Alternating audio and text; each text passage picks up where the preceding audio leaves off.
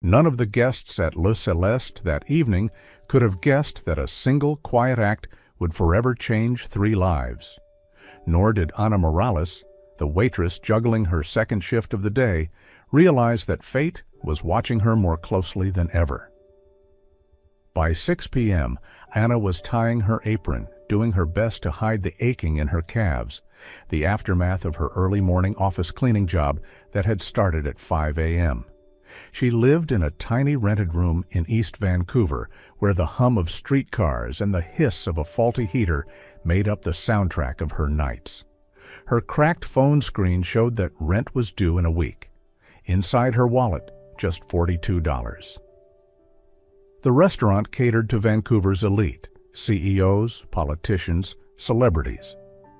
But Ana had never felt part of that world, more like background decor, as polished as the wine glasses, as replaceable as the candles swapped out nightly. She never imagined she could change anything in the lives of those powerful people. Tonight, like so many others, she only wanted to do her job well, avoid trouble, finish her shift, and head home to a pack of instant noodles. Table 6, top priority tonight, VIP guest. The manager's voice crackled through the earpiece clipped to Anna's collar. She took a deep breath, smoothed her ponytail, and walked toward the table by the tall window that overlooked the harbor. The man in the charcoal suit was staring intently at his phone, one hand gripping a glass of ice water. Beside him sat a little girl, maybe 6 years old, legs swinging above the floor, quietly poking at her silver fork. Her features mirrored his, definitely father and daughter. Ana offered her polished smile, the one she had practiced hundreds of times in the mirror, and approached. "Good evening. I'm Ana, and I'll be looking after you tonight." Her voice was a bit hoarse, part fatigue, part hours of speaking nonstop. The man raised a finger to signal silence, eyes still on the screen. Ana nodded and waited, her gaze naturally drifting to the child. "My name is Lily," the little girl whispered, tracing circles on the tabletop with her finger. "Hi, Lily," Ana whispered back, giving a playful wink. It was the first genuine smile she'd given all day, and the first she'd seen on the child's face. The man ended his call and looked up. "Water with ice for me, apple juice for her." "Of course, sir," Ana replied, jotting the order before walking away. While waiting for the drinks, she glanced back at table 6. Lily was still toying with her napkin, her father already buried in his screen again. There was something familiar in the scene, though Ana couldn't quite place it. It hit her only when she returned with the drinks. She had been that child once, sitting quietly in the corners of her mother's late-night shifts, trying to be invisible. A knot tightened in her chest. "Have you decided on your meal?" Ana asked, setting the drinks down. "I'll have the filet with red wine sauce, rare," the man said without even glancing at the menu. "And Lily," he hesitated, looking at the little girl, who now seemed to have lost all interest in eating. "I don't want anything," the girl murmured, curling deeper into her seat. "Lily, we've talked about this. You need to have dinner." His voice wasn't angry, just tired, the kind of weariness Ana Morales knew all too well, like someone fighting the same battle over and over again. "May I suggest something special?" Ana offered, taking a risk and stepping slightly beyond what was allowed. "We have a dish that's not on the menu. It's called The Chef's Secret for Little Adventurers." Lily's expression changed instantly. Her eyes lit up with curiosity. The father seemed surprised, but gave a small nod, allowing Ana to continue. "It's like a treasure hunt on a plate," Ana explained, crouching to Lily's eye level. "The chef hides tasty surprises under different layers. Each spoonful could be something new." "Does it have green stuff?" the girl asked suspiciously. "A little," Ana admitted, "but they're storytelling greens. You know, broccoli is like a fairy tree where little forest fairies live." The father watched the exchange with an unreadable expression, surprise and something deeper, while his daughter smiled for the first time that evening. "Let's try the special dish," he said, closing the menu. Anna felt a strange sense of triumph. It was just a fleeting moment amid the daily grind, but that smile on the little girl's face gave her an unexpected warmth. When she brought the food, a perfectly seared filet for the father and a colorful, playfully arranged plate for Lily, she noticed the atmosphere at the table had softened. The man had put away his phone and now listened as his daughter told stories about school between curious bites of the mysterious meal. "Is everything all right?" Anna asked after a few minutes. "Absolutely perfect," he replied with a subtle smile, something that didn't seem to visit his face often. "And what about you, Lily?"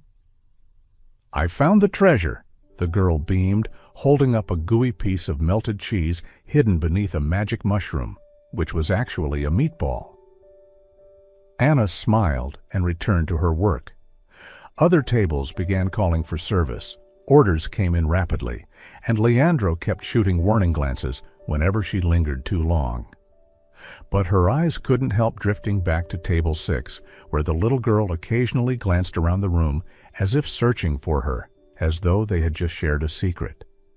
And then, during dessert, everything unexpectedly changed. When she was pouring coffee at a nearby table when it happened, a sharp cough, then a chair scraping violently.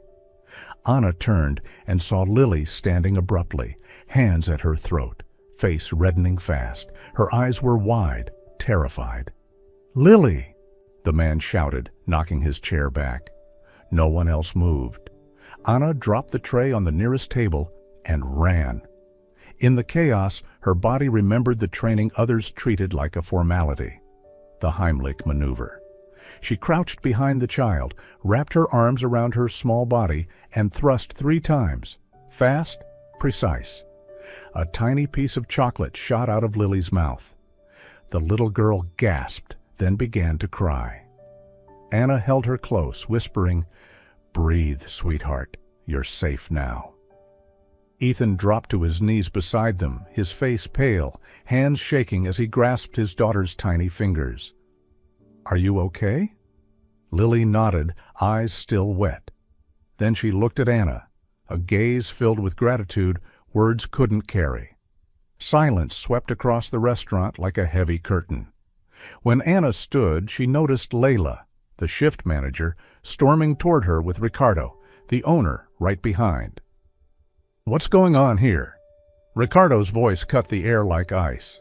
"The waitress," Ethan began, but Ricardo cut him off. "Mr. Caldwell, our sincerest apologies for the disruption." He stepped in, almost physically shielding Anna from view. "My daughter was choking," Ethan said firmly. "And your employee, she saved her life. Anna, please go to my office." "Now," Ricardo said, not even glancing at her. Anna knew that tone. She knew it too well. Her eyes met Lily's, the little girl clutching her father's hand, watching her with worry. "I'm okay," Lily mouthed silently, trying to protect the woman who had protected her. And Anna walked, head high, shoulders square, toward the office. Whatever was waiting there, she would face it, without regret. On the invisible scale of her life, the safety of a child and the look of gratitude in her eyes weighed more than any job ever could. Ricardo didn't bother with pleasantries. 20 years in this business, and I've never seen such unprofessional behavior, he roared after slamming the office door shut. Creating an unnecessary scene, getting personal with a guest, abandoning the rest of your tables. "But the little girl was choking," Anna replied calmly. "I just did what anyone would have done." "No, you did what you wanted, not what you were supposed to do," Ricardo snapped. "We have procedures, hierarchy, a reputation." "Do you even know who Ethan Caldwell is? One of the biggest businessmen in the South. He comes here for discretion, for impeccable service, not to witness a circus act from a waitress who doesn't know her place." Those words cut like tiny knives, but Anna stood tall. Know your place. That phrase echoed in her mind, soaked with all the injustice that had haunted her life up to that moment. "I'm being fired, aren't I?" she asked, surprised by how steady her voice remained. "Termination with cause, no benefits. Pack up your things and don't come back." Ricardo shoved a paper toward her. "Sign here." The pen felt heavier than the world in her hand. Each stroke of her signature spelled another month of struggle, another unpaid bill, another door closed. But her hand didn't tremble. As she left the restaurant through the back door into the cold night, Anna finally allowed herself to feel the full weight of the shock. The bus stop was empty. She sat on the metal bench under the dim yellow streetlight, letting a single tear roll down her cheek. The next morning, Anna sat quietly in her tiny kitchen, both hands wrapped around a mug of strong black coffee, the last of what she had left. Her eyes stared blankly at the calendar taped to the refrigerator door. A red circle marked the rent due date, only 3 days away. She didn't even have a third of it. Her phone buzzed. The cracked screen lit up with Carla's name. Her friend from the morning cleaning job. "Anna, there's a guy here asking about you," Carla whispered, sounding both nervous and curious. "Dressed like he just walked off a magazine cover, expensive car, asked for you by name." Anna's grip on the cup tightened. Did he say what he wanted? "Just left a business card. Name's Ethan Caldwell." Carla hesitated. "I took a photo. Sending it now." Seconds later, the image popped up. A clean, white card, the name Ethan Caldwell embossed in silver, with the logo of Caldwell & Company, one of the top real estate firms in the city. Anna's heart skipped. Before she could react, the doorbell rang. Not timid, but firm and deliberate. Anna froze. For a moment, all worst-case scenarios flashed through her mind: lawsuits, accusations, the media. She walked to the door slowly. No peephole. "Who is it?" "Ethan Caldwell. I apologize for showing up unannounced, but I need to speak with you." She hesitated. He knew her name, her address, her former job, but his tone was calm, not threatening. "Just 5 minutes," he added. After a long pause, Anna unlocked the door. Standing there was Ethan, still refined, but less cold, and Lily holding his hand, big brown eyes looking up at Anna. "Good morning," Ethan said gently. "I understand you were fired for saving my daughter, and I believe I have something I should do about that." Lily whispered, "I missed you." Anna's heart clenched. Her fears lost their grip. She invited them in. For some reason, she felt safe, but she wasn't ready for what Ethan would say next. "What do you want?" she asked directly. "First," he said, resting a gentle hand on his daughter's shoulder, "I want you to know that Lily is okay, thanks to you." The little girl offered a shy smile. "Thank you for saving me," she said softly, her voice pure and light, one of those rare, sincere thank yous only a child could give. Something inside Anna softened. The fear subsided, replaced by a cautious curiosity. "I'm glad you're okay," Anna replied, crouching slightly to meet her gaze. "That must have been scary, wasn't it?" Lily nodded vigorously. "Dad said you're a hero." Anna looked up in surprise at Ethan.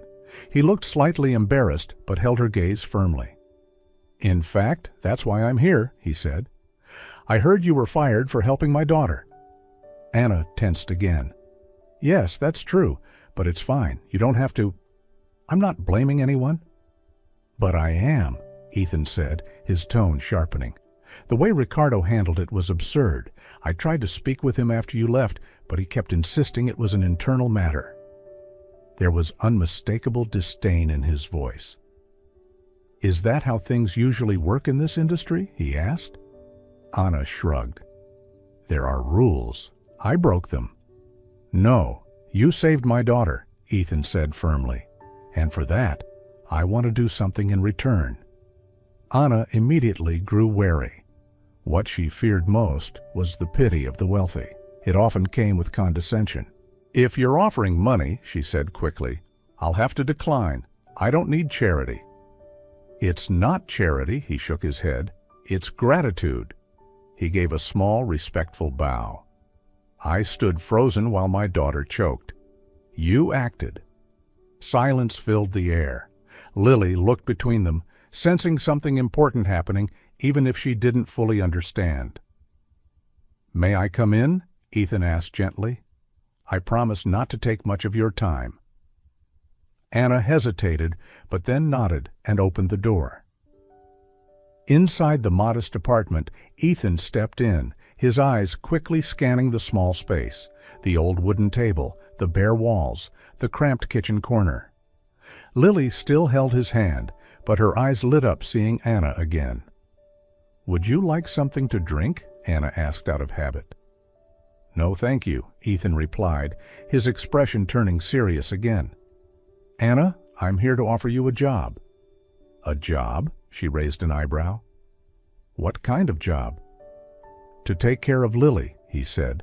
"A sort of personal assistant, taking her to school, helping with activities, being there when I'm tied up with work. I need someone I can trust." Anna was stunned. "You trust me? I'm just a waitress you happened to meet." "You're not just a waitress," Ethan replied, looking directly at her. "You were the one who acted when others didn't. You genuinely care." Lily chimed in. "She even made broccoli into fairy houses." Anna laughed. "That was just a trick to get you to eat vegetables."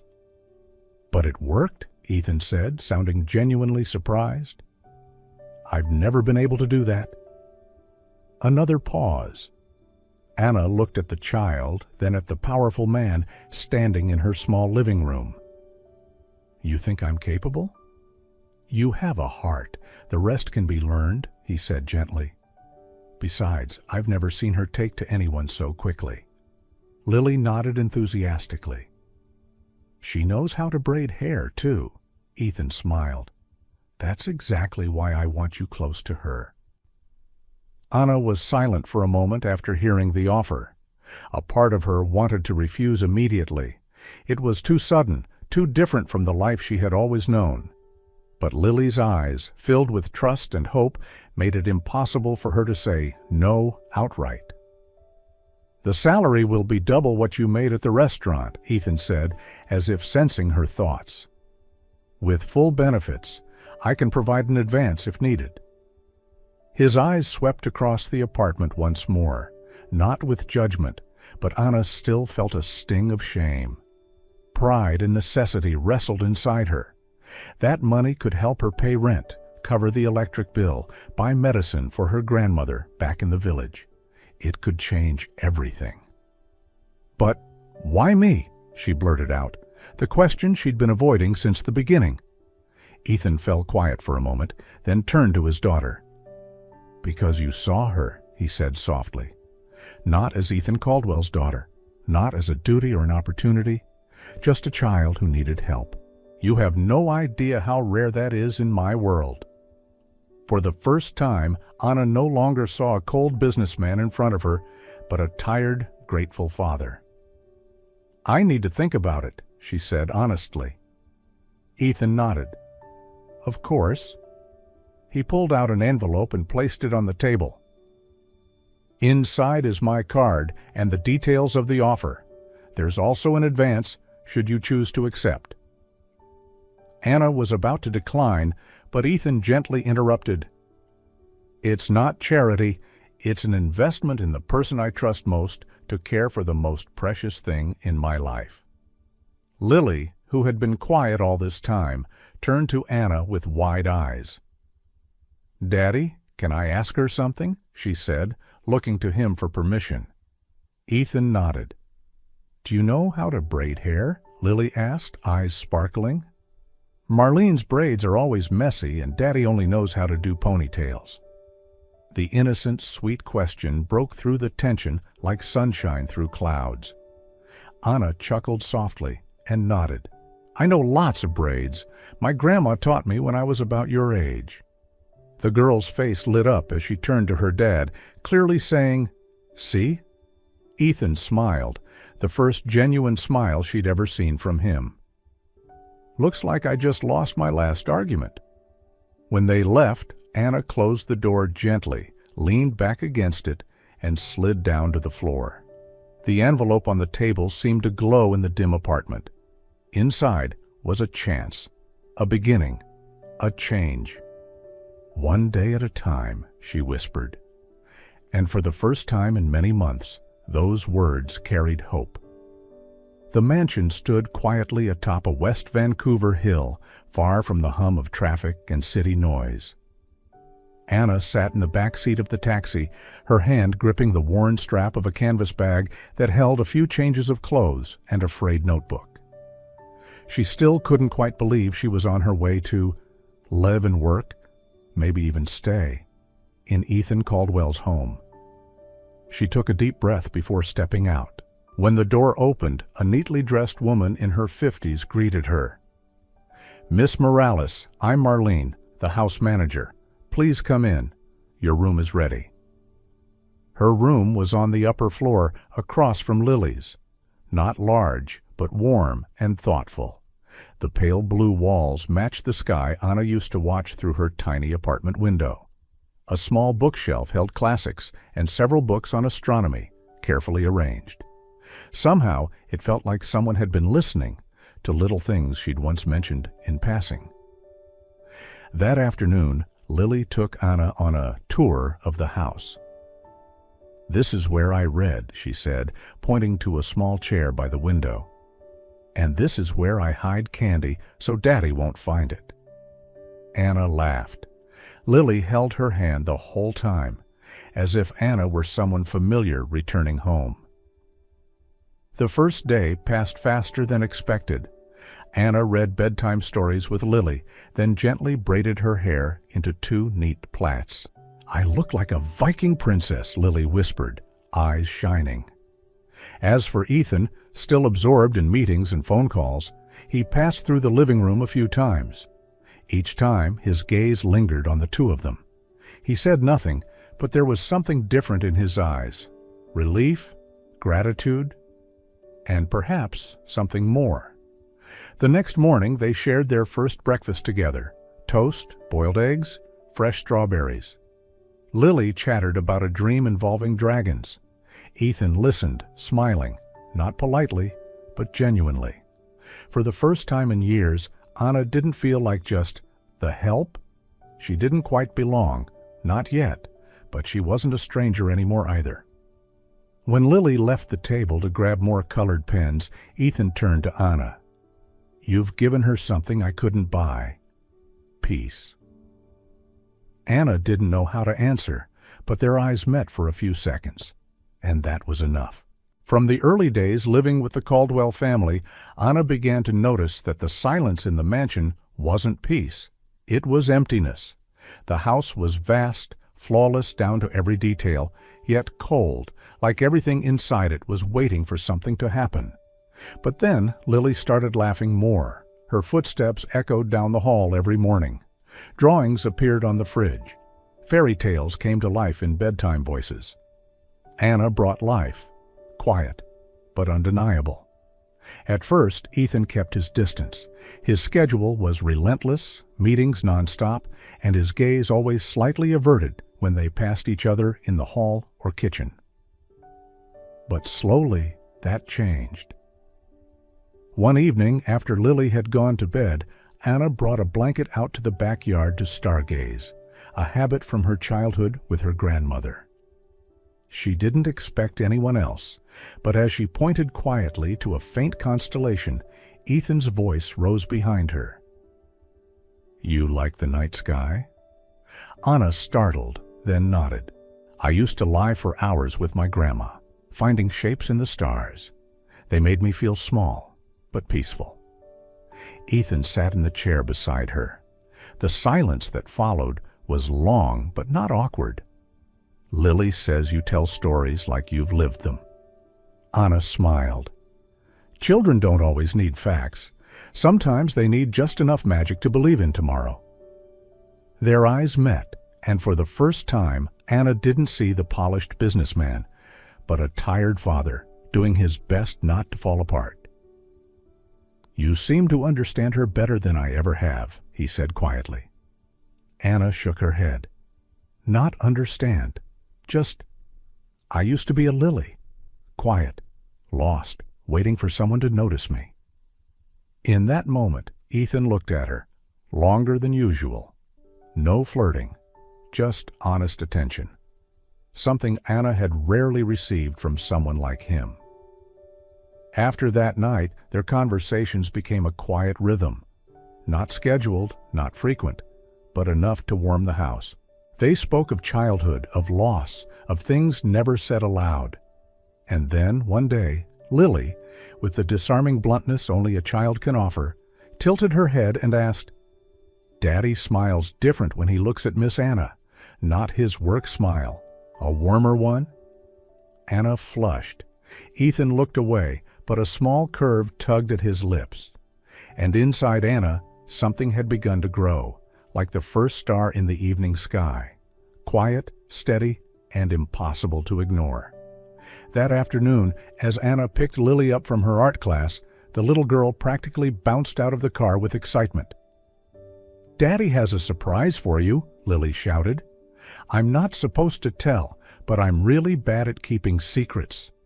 Anna laughed, thinking it might be a book or perhaps a special dinner. But when they stepped into the backyard, she stopped in her tracks. In the far corner, where once there was only empty lawn, now stood a small domed structure made of glass and black steel, a miniature observatory, complete with a mounted telescope, cushioned chairs, and strings of soft lights twinkling along the frame. Ethan stood beside it, hands in his pockets, looking slightly uncertain.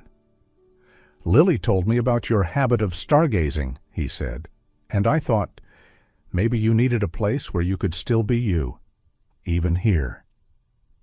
Anna looked around. It was all so thoughtful, so personal, not an extravagant gesture, but a gift born of truly listening. Her heart fluttered. "I don't know what to say." "You don't have to say anything," Ethan replied, his voice low and unexpectedly warm. "I just wanted you to know, I see you. I see what you do, and I see who you are." Their eyes met, this time no avoidance, no hesitation, just two people who had stopped pretending not to feel. She stepped closer. So did he. No dramatic music, no rehearsed lines, only silence, thick with everything unsaid. When their lips touched, it wasn't rushed or desperate, it was acceptance. Gentle, honest, right. A loud ahem broke the moment. Lily stood by the glass door, arms crossed, eyes wide. "I knew it! I saw Daddy look at Miss Anna just like in those romantic movies." Anna flushed. Ethan chuckled.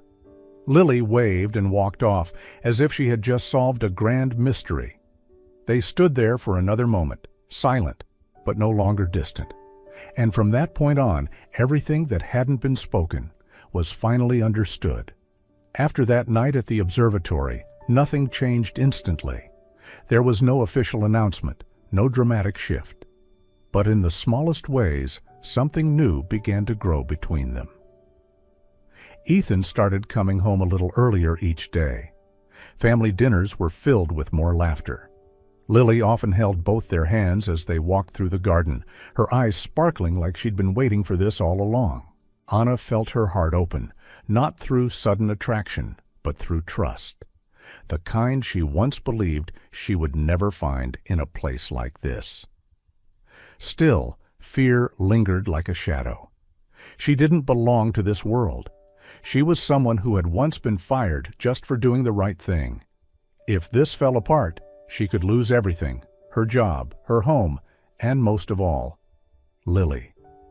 Just when Anna Morales thought the peaceful days might finally last, reality stirred beyond the mansion gates. Ethan Caldwell, the notoriously private billionaire who had avoided romantic rumors for nearly a decade, suddenly appeared at a high-profile charity gala with a mystery woman by his daughter's side. It only took a few photographs, a light touch of hands, a lingering glance between Anna and Ethan for social media to erupt. Who is that woman? She looks like the help. So Ethan, simple, understated, but you can tell there's depth. Anna had no idea. Not until Marlene, with an apologetic look, placed a magazine on the breakfast table. On the cover, a photo of her and Ethan, their hands gently touching in the garden. Ethan walked in moments later. He looked at the photo, then at Anna. "I'm sorry," he said. "I should have been more careful." Anna fell silent. "I'm not used to being stared at, like I don't belong." "But you do belong," Ethan said firmly. "You were there for Lily when I couldn't be. You brought real laughter into this house." She bit her lip, uncertainty flashing in her eyes. "And others? Do they think the same? What about her mother?" Ethan didn't answer, and just as Anna feared, she showed up sooner than expected. That evening was the 7th birthday party of the son of one of Ethan's close friends. A lavish event, swarming with reporters, celebrities, executives. And Laura, Ethan's ex-wife, Lily's biological mother. Anna didn't know what to wear. Marlene helped her pick a simple pale blue dress, elegant, flattering, and understated. "Just be yourself," Marlene said. "What people fear most is a truth they can't control." At the party, Anna kept her distance. She stayed close to Lily, took pictures, chatted with the kids, even wiped ice cream off a little girl's dress. She kept reminding herself, "I'm just the caregiver." But the eyes around her, and more importantly, the eyes of Laura, told a different story. Laura approached, her red dress blazing like fire, golden hair swept into a flawless updo. "And you are?" she asked, voice sweet as sugar but sharp as glass. "Anna. I work with Ethan and care for Lily," Anna answered calmly, without bowing her head. "Well, that's quite the job," Laura smiled, "but I think people may have misunderstood your role." Anna smiled politely, saying nothing. Just then, Ethan walked over, gently placing a hand on Anna's back. "Talking to Anna?" he asked Laura, voice casual. "She's not just Lily's caregiver. She's part of this family." Silence fell. For a moment, Laura stiffened. "Family?" she repeated with a scoff. "How interesting." That night, back at home, Anna said nothing. She sat alone on the porch, staring at the soft glow of garden lights. Ethan brought her a cup of warm tea. "I'm sorry," he said, "if you feel caught between two worlds." "No," she whispered. "I just need to know. Do you regret it?" He looked at her for a long time. "I only regret not meeting you sooner." One evening, while they were cleaning up after dinner, Anna spoke hesitantly. If what's happening between us complicates things too much, I can step away, before it gets too hard." Ethan set down a glass and turned to face her. "Anna, I don't want to lose you just to keep things safe. I don't care what's right by everyone else. I care about what's right for us." Then Lily walked into the room, holding a crayon drawing. On it were 3 figures, a father, a little girl, and a long-haired woman holding both their hands. "This is my family," Lily said, as if it were the most obvious truth in the world. Anna looked at Ethan. Ethan looked at Anna. And nothing else needed to be said. In their hearts, one thing had become clear. They weren't just falling in love. They were choosing each other, choosing to build something real, starting now. One quiet Sunday afternoon, as sunlight stretched across the garden, Ethan led Anna to the greenhouse, the very place where they had planted lavender together for the first time. Now, that lavender bloomed in full, vibrant purple. "I remember you once said," Ethan began, that some feelings arrive unexpectedly. Anna nodded softly. She wore a simple white dress, her hair braided to one side, radiant in a quiet, pure way, like the trust she had sown into this home. "But today, I don't want anything to arrive unexpectedly," he continued, pulling a small velvet box from his pocket. Inside was a delicate ring, simple but finely engraved with 3 small words. "Por nos tres," for the 3 of us. Anna couldn't breathe. "It's not a rushed proposal," Ethan said gently. "It's an invitation to be a family, not because of a contract, not out of loneliness, but because of love. Because you're the first person who's made me want to stay home, want to laugh, want to slow down."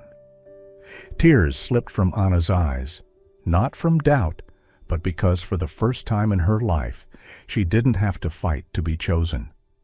She was loved unconditionally. That evening, as they sat down for dinner, Lily spotted the ring on Anna's hand and exclaimed, "Finally, someone's marrying my dad."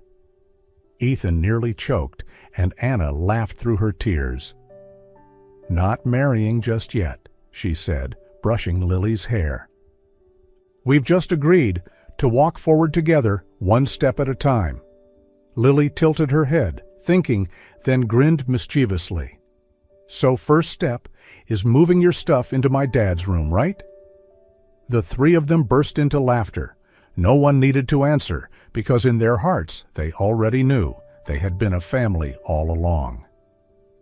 Time never announces when it's changing everything. It just passes, one day after another, until you look up and realize that nothing around you is quite the same. 2 years had passed since the night Ethan stood beside Anna under the glass observatory dome, when they quietly acknowledged the feelings neither had dared to voice. There was no big declaration, no grand wedding, just the quiet, steady stitching of shared life into something undeniable. A family. The night sky was crystal clear, stars scattered like handfuls of glitter tossed across the dark. On the backyard lawn, Lily sat cross-legged, cradling a tiny bundle wrapped in a soft blanket, her baby brother Lucas fast asleep. Anna sat beside her, eyes turned skyward, her hand resting gently in Ethan's. A quiet, familiar reflex. The breeze brushed her hair, carrying with it a piece she'd never imagined would belong to her. "Today's his first birthday," Lily whispered, careful not to wake him. "That's right," Anna smiled, glancing down at the tiny face. "And he gets to spend it under a sky filled with family." She didn't need to speak it aloud, but inside, Anna felt something complete. Not success, not luxury, but the deep certainty of being exactly where she was meant to be. Ethan turned toward her, pressing a gentle kiss to her forehead, as if it was the only way to thank the universe for sending her into his life. "It all started with one night at a restaurant," he murmured. "And with a little girl who wouldn't eat anything," Anna teased, making them both chuckle softly. Lucas shifted in Lily's arms. She looked up and pointed toward the sky. "That one's the baby bear constellation," she explained. "I'm going to tell him all the stories Miss Anna used to tell me." Anna closed her eyes in that moment and breathed deeply. She had once been invisible, a quiet presence on the edge of the world. But here, in the starlight, in the laughter of children, and in the hand wrapped tightly in hers, she knew she was fully, truly alive. None of us truly knows the moment our life will change. Sometimes it comes from a choice we never saw coming, or a quiet act of kindness, offered without expectation. Anna had no idea that her final shift at the restaurant would open the path to a home, a love, and a family. And maybe it all began when she lost the job she thought meant everything. Sometimes losing something is just life's way of making room for something better. And sometimes one small act of kindness can rewrite an entire life.